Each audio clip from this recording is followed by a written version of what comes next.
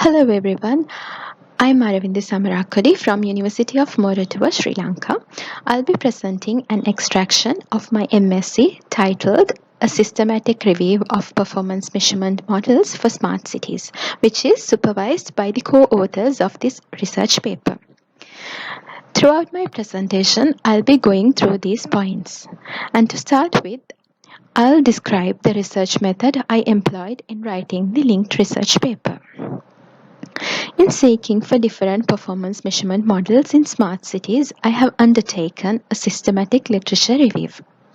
With compared to a conventional literature review, a systematic literature review requires a comprehensive and holistic review of literature followed by a series of steps which allows unbiased obtaining of only the most relevant information for the focused research area. One of the ideal methods to carry out a systematic literature review is through Prisma analysis. The initial selection of research work from research databases has to be done by entering search terms with connecting keywords. Thereafter, the most relevant publications were shortlisted. For this research, 8 performance measurement models, which took a holistic approach in looking at the smart cities aspects, were selected. So that basically was the research method adopted for this paper. Before looking at the performance measurement models, we will first see the importance of performance measurement in smart cities. Performance measurement in smart cities is being looked at through several lenses, while the smart city requirements are also discussed in a great variety. The importance of having a performance measurement system can be discussed under the listed points. Basically, performance measurement is important in determining city goals and requirements. Together with that, benchmarking can be done. Benchmarking together with ranking allows identifying and comparing strengths and weaknesses in a smart city project.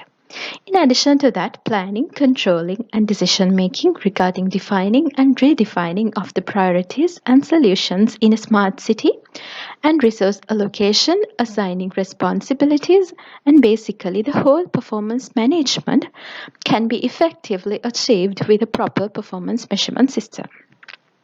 A transparent and common performance measurement system is important in creating trust in solutions and also to monitor their progress. Modifications to the development in smart programs to enhance smartness can also be done through performance measurement. Additionally, possible problems and their causes can be predetermined with an established performance measurement system.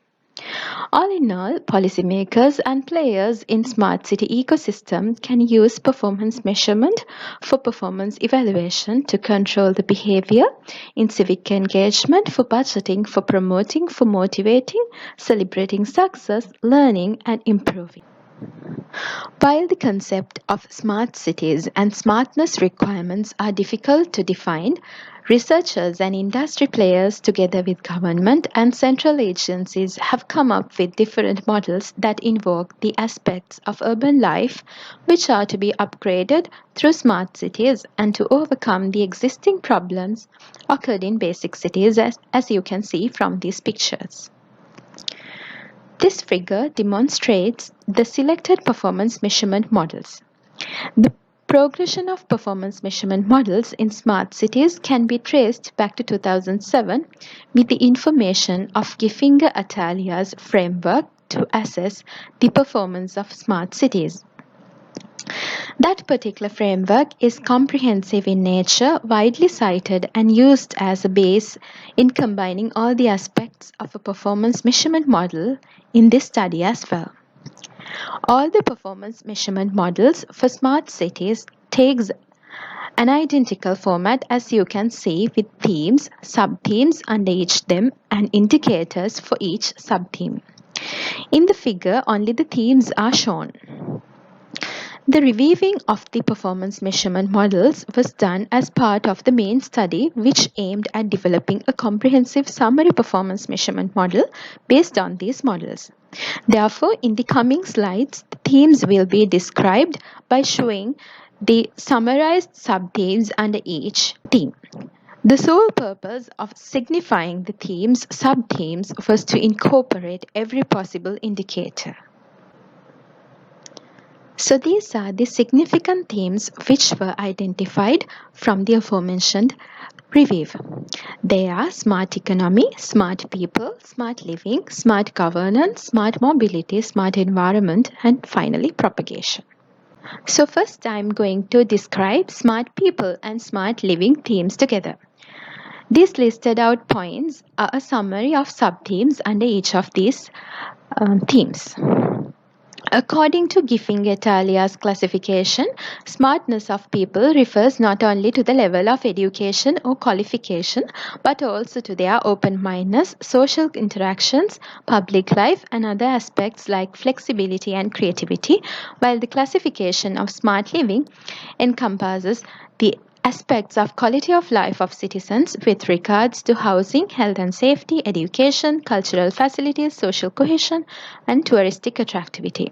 These similar aspects under smart living are mentioned under people factor in Bosch et al.'s classification. Importance is given to the education and skills of the population and knowledge and innovation institutions in Comneno's classification as well. Similarly, in Merli and Bonello's classification, the quality of life of the community factor is highlighted. In the Australian government's performance measurement framework, relatable content dimensions are mentioned. For instance, jobs and skills, which was mentioned under smart economy in Giffing et al.'s framework, has additions like education attainment, which comes under the smart people classification as per Giffing et al. In addition to that, two policy priorities in Australian government performance measurement framework, livability and sustainability, which represent indicators purely based on the quality of life factor of citizens and housing, comes under Giffing et al.'s smart living classification. So now we'll move on to the smart economy theme. Bosch et al.'s content dimensions, prosperity refers to the economic viability and project value to users, stakeholders, neighborhood, and indirectly affected entities. Authors also consider the subtheme economic performance, which provides a compatible definition to the focus area of smart economy introduced by the Giffing et al. Similarly, in Comneno's framework, innovation performance covers aspects of Giffing et al.'s smart economy in general. However, Giffing et al. Emphasized much on the economic competitiveness and therefore the factors around that. Although this is the case, the other frameworks specify the economic outcomes of smart city initiatives as per Kurabi et al., such as business or job creation, development of the workforce, and improved productivity as their content dimensions. The other examples include production in Merli and Bonello's framework, jobs and skills, and innovation and digital opportunities in Australian government's framework. The next theme is smart governance. Giffing et al. Emphasized governance as a key factor that requires attention in three main areas. The areas are the political participation, public administration, and services for citizens. Governance is classified with a similar interpretation by Bosch et al. In fact, both the classifications highlight the transparency of governance together with community involvement in decision making. In the Australian government's framework, governance together with planning and regulation are discussed with regards to governance fragmentation. Similarly, in Shen et al.'s framework, although the classification termed as smart governance, new aspects like e-government availability, participation by social media, and trading platforms for public resources have raised the concerns. Having users of e-government as the indicator under digital infrastructure and e-services, Comneno's has also paid attention on this regard. Next, we are going to discuss the theme Smart Environment. Giffing et al. Described smart environment mainly in terms of the attractivity of natural conditions such as green spaces, climate, and the efforts taken towards resources and pollution management and environmental protection. The areas such as resource management, pollution and waste management, and conservation of ecosystems, which Gefinger Italia considered as important, are also emphasized by Bosch Italia as well. They further added the focus areas like energy and mitigation, under smart environment planet classification. Similarly, Merli and Bonolo, Australian government, and Ambrosetti too have themed eco-sustainability and resource management respectively under their classifications. So these are the final two themes which I'm going to discuss today: smart mobility and propagation.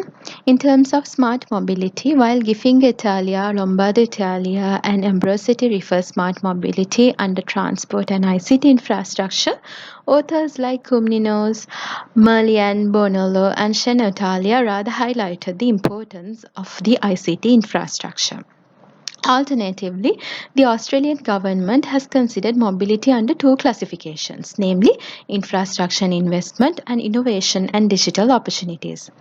Under infrastructure and investment, they referred to transportation, where they have specified the indicators such as job accessibility, work trips by the public, and active transport and peak travel delay. Under innovation and digital opportunities, they have discussed the indicators broadband connections, which is one of the indicators used by Cumnino under his digital infrastructure and e-services classification. Shen Italia have also specified a similar set of indicators in elaborating their classifications of smart infrastructure. Propagation is classified under the Bosch Italia's framework, where it is referred to as the potential of a smart city solution or solutions to replicate and scale to other locations, contexts, cities, depending on the smart cities project's inherent characteristics. However, this particular theme should be construed in a way that it does not show any intention to compromise the identity of an existing context to where the smart city is designed. With that, we are coming to the end of this presentation, and this study is a part of a research project of which one of the broader scopes is to form a performance measurement framework for Sri Lanka with a comprehensive set of indicators.